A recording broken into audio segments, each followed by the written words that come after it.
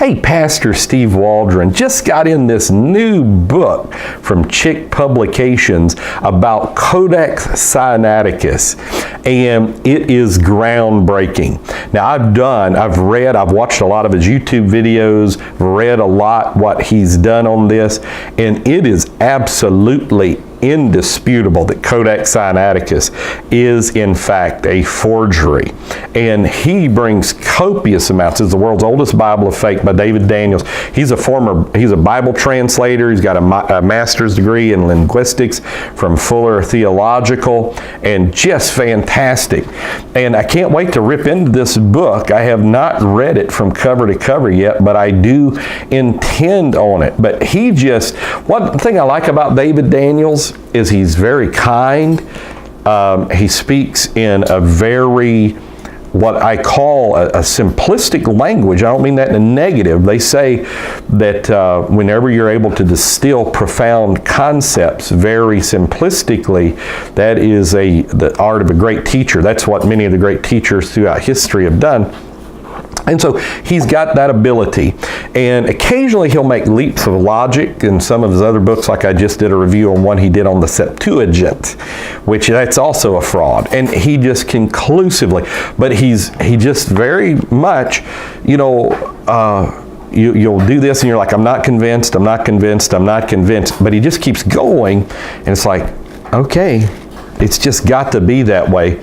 And so he's not really sectarian. He's really after the truth, I feel. And again, he has such a kind and a pleasant spirit.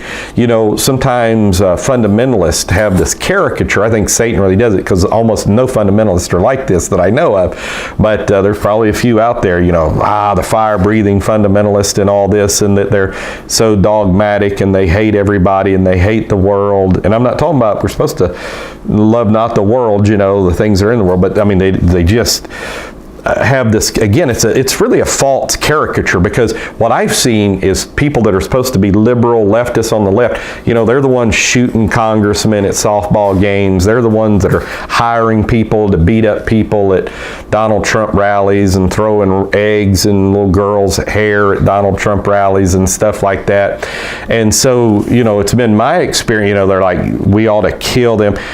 What some professor just tweeted this past week, that every conservative student should be killed. Don't argue with them, just hold their head underwater till they die. And then when the response is, we know you're joking, he'll just tweet back, not joking. So anyhow, we have to show the love of God to people.